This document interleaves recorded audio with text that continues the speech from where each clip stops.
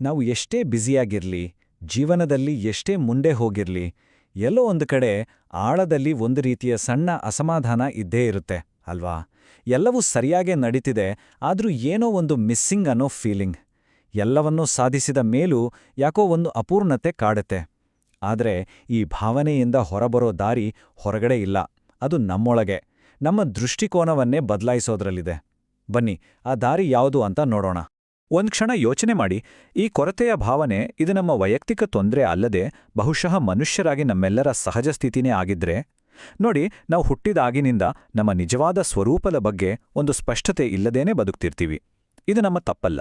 ನಮ್ಮ ಸುತ್ತಮುತ್ತಲಿನ ಸಮಾಜ, ನಮ್ಮ ತಂದೆ ತಾಯಿ, ನಮ್ಮ ಶಿಕ್ಷಕರು ಹೇಳಿದ್ದೆಲ್ಲ ನಾವು ಒಪ್ಕೊಂಡ್ಬಿಡ್ತೀವಿ. ಅದರಿಂದ ಏನಾಗತ್ತೆ ಅಂದ್ರೆ, ನಾನು ಸೀಮಿತ, ನಾನು ಬೇರೆ, ನಾನು ಅಪೂರ್ಣ ಅನ್ನೋ ಒಂದು ತಪ್ಪು ಗುರುತನ್ನೇ ನಾವು ಬೆಳೆಸ್ಕೊಂಡ್ಬಿಡ್ತೀವಿ.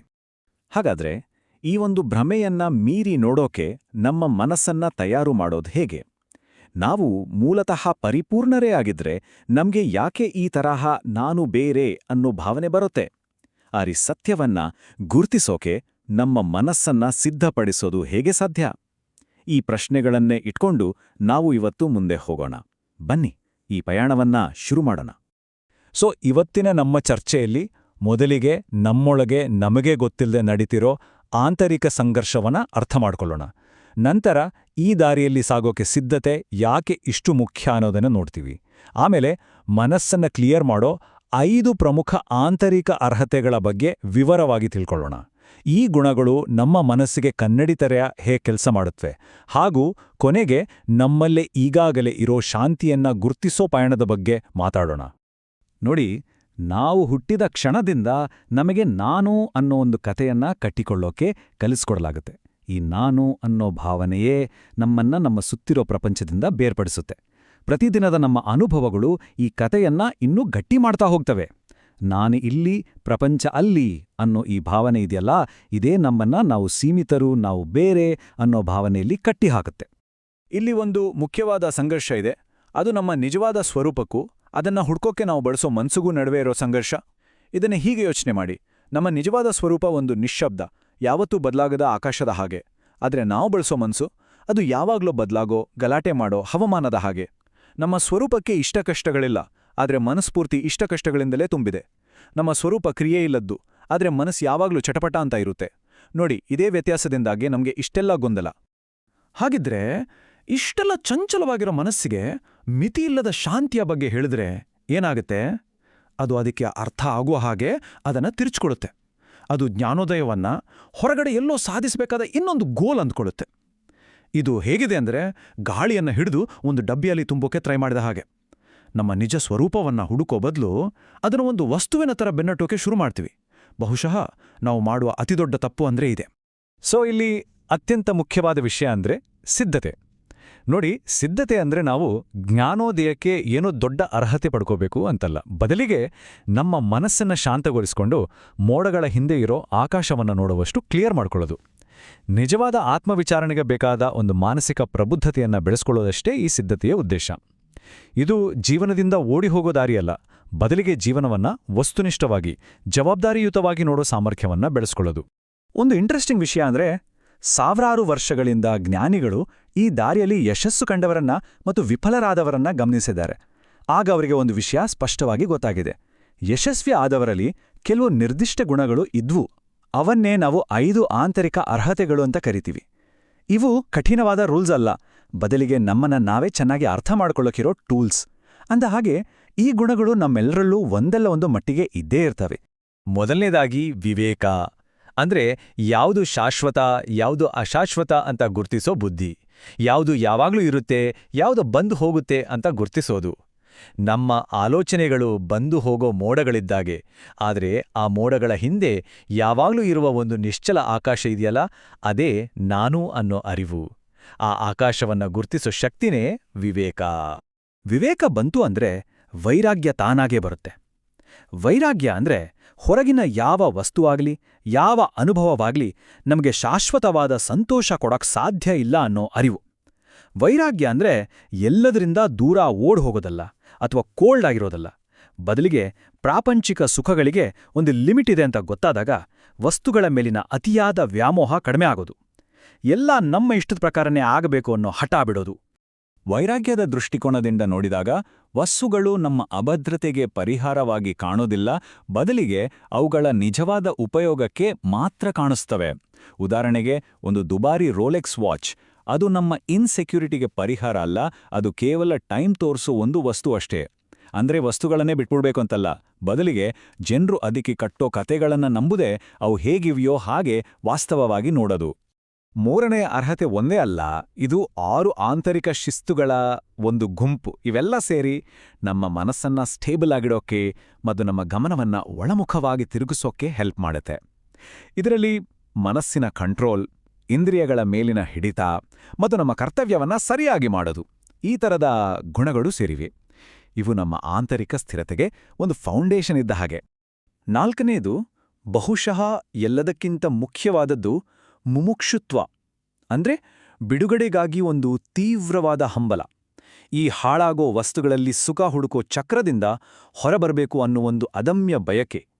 ಜೀವನದ ಪ್ರತಿಯೊಂದು ವಿಷಯವೂ ನಮ್ಮ ಗಮನವನ್ನ ಈ ಗುರಿಯಿಂದ ಬೇರೆ ಕಡೆಗೆ ಎಳೆಯುತ್ತೆ.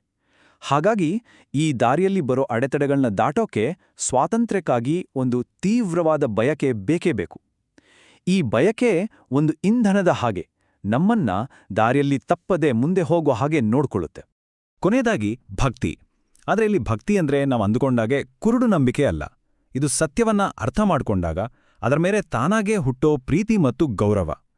ಮೊದಲನೆಗೆ ದೇವ್ರು ಬೇರೆ ನಾವು ಬೇರೆ ಅಂತ ಅನ್ಸ್ಬೋದು, ಅದು ಸಹಜ. ಆದರೆ ಹೋಗ್ತಾ ಹೋಗ್ತಾ ನಾವು ಪೂಜಿಸೋ ಆ ದೈವತ್ವವೇ ನಮ್ಮ ನಿಜ ಸ್ವರೂಪ ಅಂತ ಅರಿವಾಗತ್ತೆ.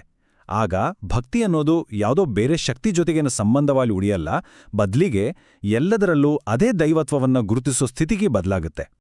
ಸರಿ, ಈ 5 ಗುಣಗಳ ಬಗ್ಗೆ ನೋಡಿದ್ವಿ. ಈಗ ಇವೆಲ್ಲ ಒಟ್ಟಾಗಿ ಹೇಗೆ ಕೆಲಸ ಮಾಡುತ್ತವೆ ಅಂತ ನೋಡೋಣ. ಇವು ಬರೀ ಆದರ್ಶಗಳಲ್ಲ, ಇವು ನಮ್ಮ ಮನಸ್ಸಿಗೆ ಹಿಡಿದ ಕನ್ನಡಿ. ಇವು ನಮ್ಮ ಮನಸ್ಸಿನ ಡೀಫಾಲ್ಟ್ ಸೆಟ್ಟಿಂಗ್ಗಳನ್ನು ಬದಲಾಯಿಸೋಕೆ ಸಹಾಯ ಮಾಡ್ತವೆ. ಒಂದು ವಿಷಯ ನಮಗೆ ಅರ್ಥ ಆಗ್ಲಿಲ್ಲ ಅಂದ್ರೆ, ಅಥವಾ ಅದರಿಂದ ನಮಗೆ ಕೋಪ ಬಂತು ಅಂದ್ರೆ, ನಾವು ಸಾಮಾನ್ಯವಾಗಿ ಏನ್ ಮಾಡ್ತೀವಿ? ಆ ತಪ್ಪನ್ನ ಬೋಧನೆಯಲ್ಲೋ ಅಥವಾ ಹೇಳ್ಕೊಟ್ಟೋರಲ್ಲೋ ಹುಡುಕ್ತೀವಿ. ಪ್ರತಿಯೊಂದು ಅರ್ಹತೆಯೂ ನಮ್ಮ ಮೂಲ ಸಮಸ್ಯೆಯನ್ನೇ ಟಾರ್ಗೆಟ್ ಮಾಡತ್ತೆ.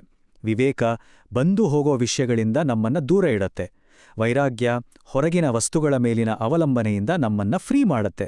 ಶಿಸ್ತು ಮನಸ್ಸನ್ನ ಶಾಂತ ಸ್ಥಿರ ಸ್ಥಿತಿಗೆ ತರುತ್ತೆ. ಮುಮುಕ್ಷುತ್ವ ನಮ್ಮ ಗಮನ ಎಲ್ಲೂ ಚೆದುರದ ಹಾಗೆ ನೋಡ್ಕೊಳ್ಳುತ್ತೆ. ಮತ್ತು ಭಕ್ತಿ ನಮ್ಮ ಹೃದಯವನ್ನ ಏಕತೆಯ ಸತ್ಯಕ್ಕೆ ತೆರೆಯುತ್ತೆ. ಒಟ್ಟಾರೆಯಾಗಿ ಇವೆಲ್ಲ ಸೇರಿ ನಾನು ಸೀಮಿತ ಅನ್ನೋ ಭಾವನೆಯನ್ನೇ ತೆಗೆದುಹಾಕುತ್ತೆ. ಈ ಗುಣಗಳು ಕನ್ನಡಿದ್ದ ಹಾಗೆ ಅಂತ ಹೇಳಲ್ಲ.